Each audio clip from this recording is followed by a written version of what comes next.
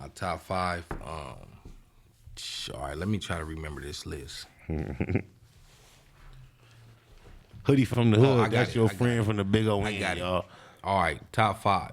Number five, to me, he's already right there. If he stopped right now, or Lord forbid something happened, he's top five. That's Kendrick. Shout out to K Dizzle. He already right there. Shout out to Top Dog. Shout out to J Rock. Oh, mama. Go ahead. Number four, I say Ice Cube. Shout out to Absol Ice Cube, number four. and Ali and Musso. My bad. Go ahead. Who you said? Who number two? Ice Cube, number four. Oh, you going backward? Okay, the rate countdowns go number four. Okay, It's number four. Shout out to O'Shea. I've collabed with K Dot and O'Shea, and these two people that I respect to the utmost. I'm resonating with the list so far. Go ahead.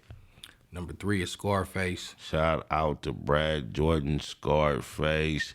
So glad you alive, my nigga. On my mama, fuck what they talking about. Everybody know why you was the only one that was at that performance. It's no clue. I seen that too. Everybody know why, bro. Willie D, let me tell you this, homie. We's proud of your resurgence as a spokesperson on the internet. But when it came to the Ghetto Boys, you know why Bushwick popped One-Eyed Midget and he was grimy. It's easily.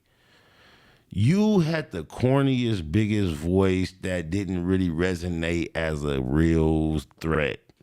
You were probably marketable in a sense. You probably was in the wrong group. If you'd have went like another Coolio type solo artist, you probably went in boom. But as far as hip hop, streets, gangster shit, Scarface was what came about the Ghetto Boys for us. Definitely. Bushwick Bill was marketable as a not give a fuck ODB type motherfucker. You can't Willie D. You was too. It was just something about him. You never really convinced us that you were that guy, and the fact that you're so successful at being such a political type individual is kind of like evidence that you were just being. You got caught up with the other two niggas. Scarface is the one. Everybody know he the GOAT. Cuz quit hating, my nigga. But go ahead. I appreciate that. Number two, I'ma say Jay-Z. I ain't gonna challenge that at all because his name is so relevant and it's so understandable why anybody would come to that I can accept that. Go ahead. Number one is a three-way tie, and it fluctuates. Good answer. It just depends on how I'm feeling that day. Okay, that's a great answer. That's already. gonna be Nas, Eminem, and Pac. Now, giving me first Nas why, Eminem why, and Pac why.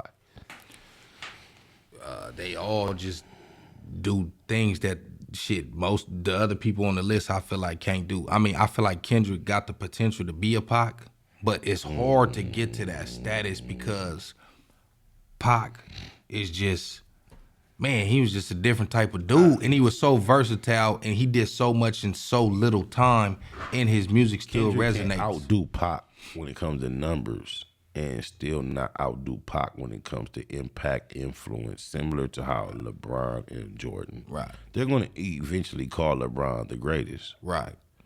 But if you were present through both generations, you are aware that there's nothing to compare to the way that what Jordan did, and they're not adding up that LeBron has 3 inches of height.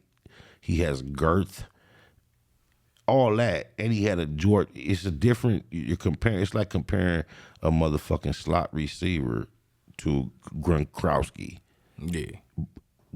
LeBron was able to play the same position that Jordan and Kobe played with 3 more inches and about 24 more pounds, and he was blessed with the enough ability to kind of facilitate that position. Right. But everybody that knows better knows it didn't look as graceful. It didn't look as sweet because you had 3 more inches. It took Jordan and Kobe 3 more inches to get up there and do what you did. Right. You was already there. Right. It looked more forceful. Everybody know you. It looks like you can just push defenders out the way and don't. So it's a difference. And I think that's what it is with the same thing. Like, you put Eminem. What name was we on? My bad. We was on Pac. Still on Pac. Pac. And then that's why I think, I don't know. Okay, and what number are you on? this is number one. It's a 3-way tie. Three-way tie. Okay, go ahead. So I was just saying, Pac to me is just, man, that run he had from Me Against the World to Hail Mary, not Hail Mary, the last one, Machiavelli. and then All Eyes on Me being a double disc, which each one is a classic by itself. Like, that's 4 straight right there. And you can't even sleep on the Thug Life album either that came out before that. So, I don't know. He just did a lot.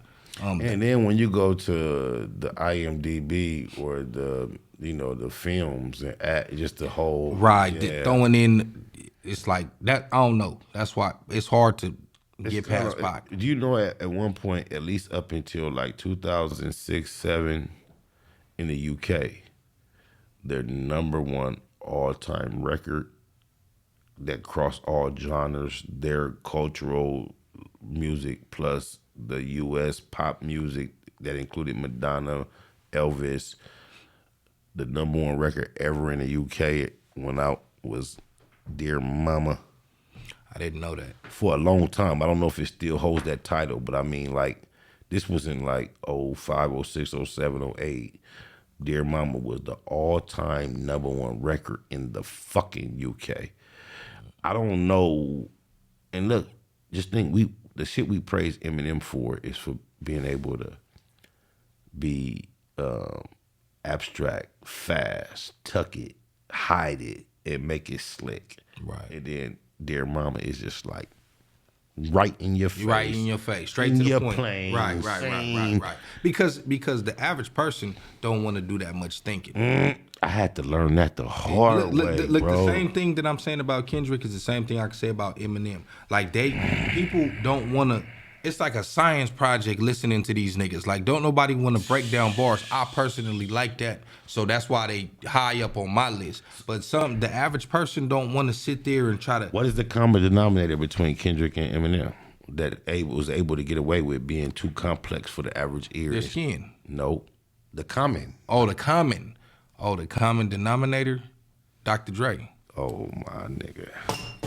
And shout out to Top Dog too, because I told Top Dog recently that this is what I see that a lot of people don't see, because I was familiar and very close with Top Dog before Kendrick was his artist, even before J-Rock was his artist. Matter of fact, J.O. and me used to be in Top Dog studio recording some of our first music before he was a CEO or a manager or of anything of J-Rock or K-Dot. Yeah, I tell you, I'm going to give you 2 names out of your top 3.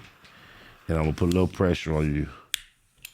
If I only gave you, as soon as I ask you, I want you to answer. Don't give it no thought. And I want to say who you would pick. I'm high as fuck. Go ahead. Good. Contact.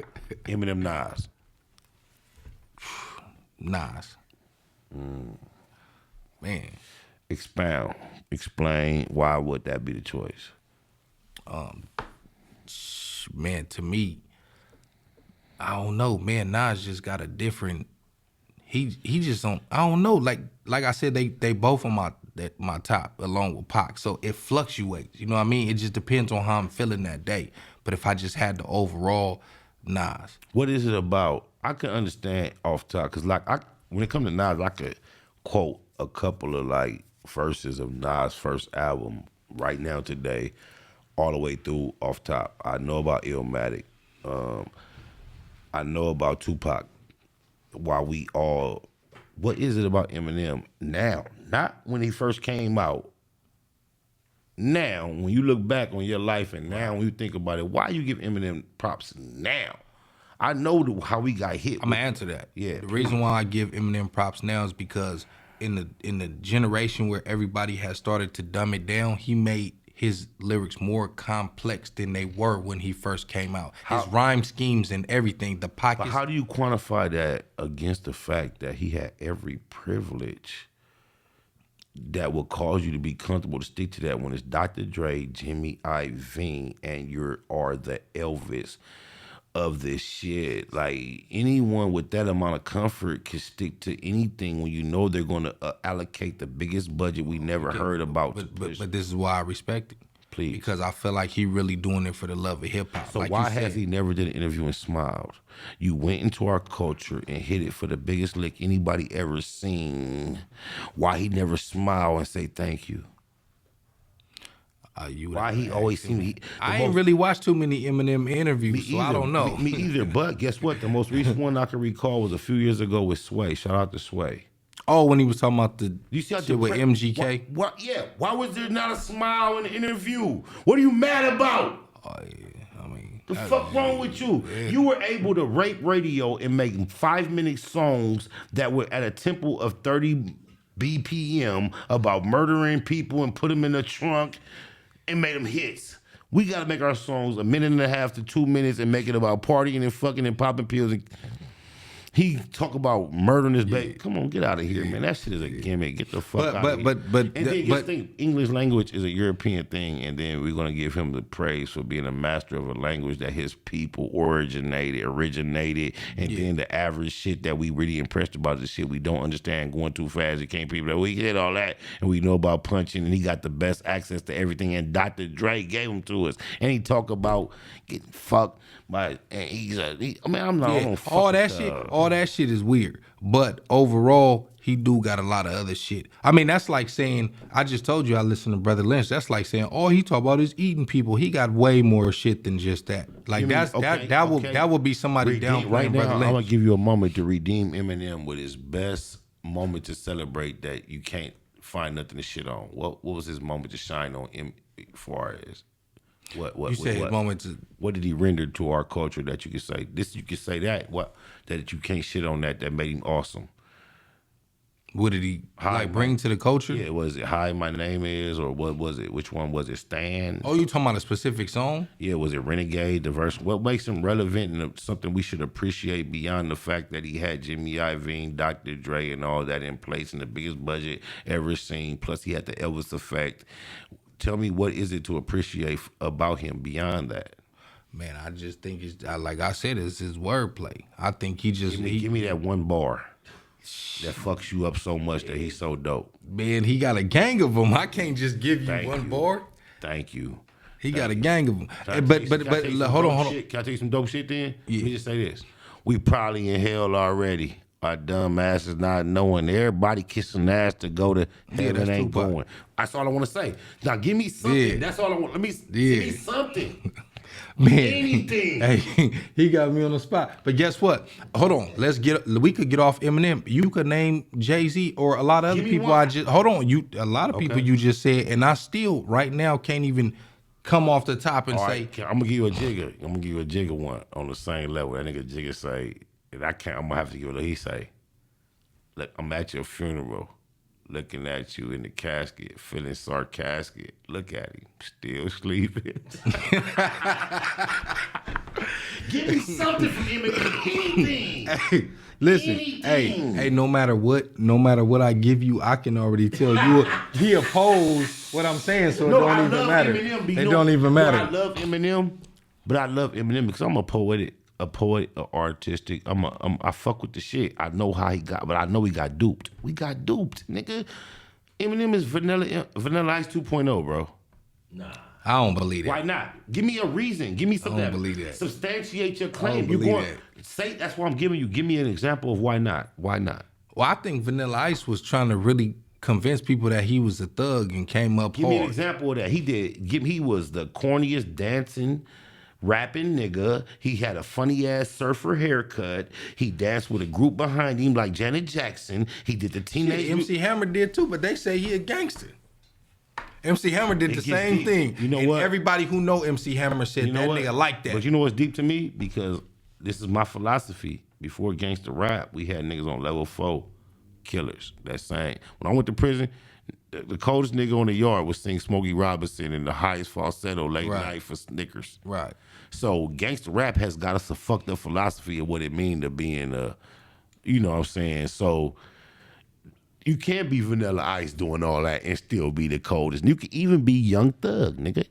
To be, as much as we disapprove of fingernail polish and dresses. Right. He seemed like he really liked that. And so, yeah, you're right. So, yeah, I feel At least from what I see, the nigga seemed like he